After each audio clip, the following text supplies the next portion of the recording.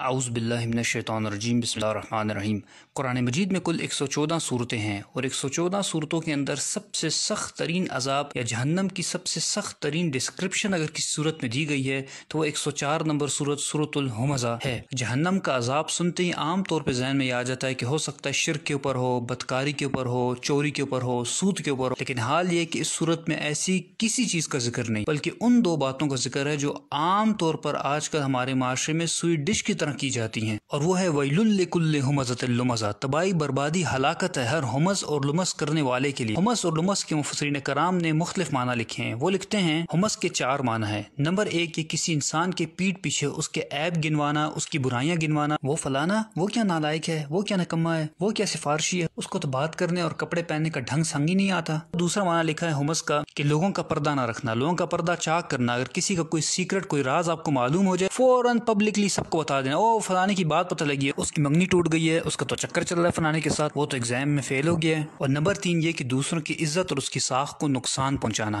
اگر کسی محفل میں کسی کی تعریف ہو رہی ہو تو فوراً سے اس شخص کی کوئی ایسی برائی بیان کر دینا جس سے اس کا امپریشن اس محفل کے اندر خراب ہو جائے۔ یعنی اگر لوگوں کے دلوں میں اس انسان کے لیے محبت ہو، عزت ہو، تو صرف حسد کی بنیاد پر کہ لوگ میری تعریف کیوں نہیں کرے، میرے بچوں کی تعریف کیوں نہیں کرے، اس انسان کی مخالفت شروع کر دینا اور جھوٹی سچی لگا کر لوگوں کے دل سے برے کر دینا۔ علامہ آلوسی رحمۃ اللہ لکھتے ہیں کہ جس وقت یہ 3 کام ہوں گے تو اس کا رزلٹ وہ چوتھا کام نکلے گا، اور وہ چوتھا کام کیا ہے؟ الکسر، یعنی توڑنا۔ ان تینوں کاموں کا نتیجہ یہ نکلے گا کہ پھر بعض اوقات رشتہ داری ٹوٹ جائے گی۔ جب آپ ایک انسان کی ہر وقت عیب بیان کریں گے، اس کی کسی برائی پہ پردہ نہیں رکھیں گے، لوگوں کے سامنے ہر وقت اس کا امپریشن خراب کریں گے، تو اس کا خود بخود رزلٹ یہ نکلے گا کہ وہ انسان آپ سے اٹھنا بیٹھنا چھوڑ دے گا اور اس کا سارا گناہ آپ کے اوپر آئے گا۔ چنانچہ رسول اللہ صلی اللہ علیہ وسلم نے ایسے لوگوں کے بارے میں ارشاد فرمایا، مسلم احمد کے اندر حدیث شریف ہے، شرار و عباد اللہ کی مخلوق میں سب سے بدترین انسان کون ہے؟ المشاؤون بالنمیمہ، جو لوگوں کی پیٹھ پیچھے ان کی برائیاں بیان کرتے ہیں، ان کی چغلیاں کرتے ہیں، والمفرقون بین الاحبہ، اور آپس میں محبت کرنے والوں کے درمیان نفرتیں پیدا کرتے ہیں، ان کے دلوں کو برے کرتے ہیں ایک دوسرے سے برائیاں کر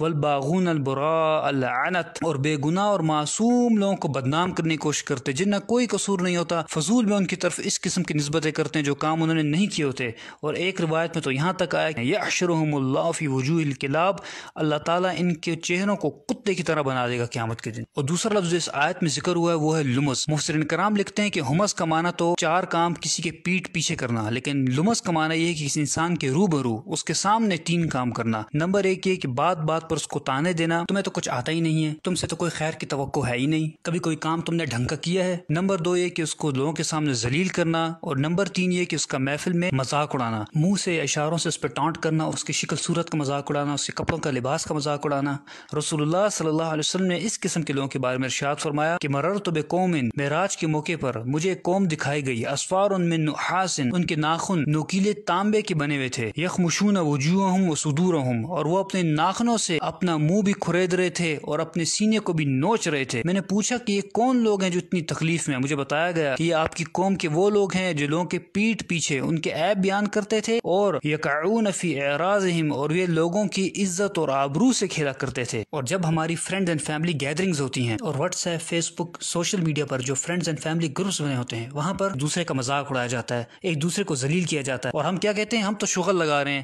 ہم تو کٹ لگا رہے ہیں، لیکن ہمیں اس بات کا بالکل احساس نہیں ہوتا کہ ہم کس طریقے سے ایک انسان کا دل دکھا رہے ہیں، اس کی دل آزاری کر رہے ہیں، اس کا مذاق اڑا رہے ہیں، اس کو ذلیل کر رہے ہیں محفل میں، اور جانتے ہیں کہ اگر آپ ایسا کر رہے ہیں تو آپ کا انجام کیا ہوگا۔ ایسے لوگوں کے بارے میں رسول اللہ صلی اللہ علیہ وسلم نے ارشاد فرمایا کہ ان لوگوں کو جہنم کی ایک وادی میں ڈالا جائے گا جس وادی کا نام ویل ہے، ویل واد فی جہنم، یہ جہنم کی ایک وادی ہے، تعوذ منہ جہنم، اور یہ اتنی خطرناک اور گرم ترین وادی ہے کہ خود جہنم اس سے پناہ مانگتی ہے، کل یوم 70 مرہ، 70 دفعہ جہنم خود پناہ مانگتی ہے اس وادی سے کہ یا اللہ مجھے اس سے پناہ میں رکھ۔ ایسے لوگوں کو اس وادی میں اللہ تعالیٰ ڈالے گا۔ اور امام راضی رحمۃ اللہ لکھتے ہیں کہ یہاں جو ذکر ہوا ہے ویل کا، یہ ویل بیسکلی کیا ہے؟ یہ بدوائیہ کلمات ہیں، اور یہ کس کی طرف سے ہیں؟ جب آپ کسی انسان کی عزت ساخت کو نقصان پہنچاتے ہیں، اس کا مذاق اڑاتے ہیں، تو جو اس کی دل آزاری ہوتی ہے اور وہ جو دل سے بدوا نکلتی ہے، یہاں اس کا ذکر ہے۔ دوسرا معنی وہ لکھتے ہیں کہ یہاں ویل سے مراد ہے کہ اللہ تعالیٰ آپ کو بدوا دے رہے ہیں، آپ یہ کام کر رہے ہیں، ویل لکل ہمزۃ لمزہ، آپ سوچ لیں کہ اللہ تعالیٰ فرما رہا ہے کہ تو تباہ برباد ہو جا، تو اس قسم کے کام کرتا ہے، تو ایسے انسان کو کیا دنیا میں ملنے والا ہے اور کیا آخرت میں ملنے والا ہے۔ اور اب یہاں اس نفسیات کو بھی سمجھ لیجئے کہ یہ کام کر کرتے کون لوگ ہیں؟ تو اس آیت میں آگے اللہ تعالیٰ نے فرما دیا الذی جمع مالا وعددہ یحسب ان مالہ اخلدہ، وہ لوگ جو مال جمع کر کر کے رکھتے ہیں اور سمجھتے ہیں کہ ان کا مال باقی رہے گا۔ یعنی کیا معنی ہوا؟ معنی یہ ہوا کہ وہ لوگ جو آپ کے فرینڈز فیملی سرکل کے اندر آپ کے مقابلے میں اسٹیٹس میں زیادہ ہیں، تعلیم میں زیادہ ہیں، مال و دولت میں زیادہ ہیں، ان کا بیک گراؤنڈ زیادہ مضبوط ہے، تو پھر ایسے لوگ خود بخود اپنے آپ کو سپیریئر سمجھتے ہیں۔ جب یہ سپیریئر سمجھتے ہیں تو پھر یہ آپ کو حقیر سمجھتے ہیں اور آپ کو ذلیل کرتے ہیں، آپ کا مذاق اڑاتے ہیں۔ اور معذرت کے ساتھ ان لوگوں سے زیادہ قصور ان لوگوں کا ہے جو لوگ ان کے اندر گھسے بیٹھے رہتے ہیں ہر وقت، جو ان کو ہر چیز میں اپنا بڑا بناتے ہیں۔ جب یہ لوگ ان کو بڑا بناتے ہیں تو ان کو موقع ملتا ہے کہ اس قسم کے کام کرتے ہیں۔ اور امام رازی رحمۃ اللہ علیہ ان پالشی اور چاپلوس قسم کے لوگوں کے بارے میں لکھتے ہیں کہ جس وقت ان امیر لوگوں سے یہ اٹھ کر جاتے ہیں تو یہ امیر لوگ ان کے پیچھے بھی ہنستے ہیں، اور یہی ان کی سزا کے لیے کافی ہے۔ اور یاد رکھیں کہ یہ دنیا میں سزا ہے، لیکن آخرت میں ان کو بھی اتنی ہی سزا ملے گی جتنا کہ مذاق اڑانے والے امیر لوگوں کو سزا ملے گی۔ اور آخر میں اللہ تعالیٰ سے دعا ہے کہ اللہ تعالیٰ ہمیں زبان کے شر سے بچائے، اور اب تک جو بھی زیادتی ہم سے ہوئی اللہ تعالیٰ اس پہ معاف فرمائے اور ہمیں سچی توبہ کرنے کی توفیق عطا فرمائے۔ سب سے دو درخواستیں ہیں، ایک 2 نفل پڑھیں اور اللہ تعالیٰ سے معافی مانگیں، دوسرا ان حدیث کو زیادہ سے زیادہ آگے پہنچائیں تاکہ آپ کا بھی صدقہ جاریہ بنے، ہمارا بھی۔ جزاک اللہ خیر۔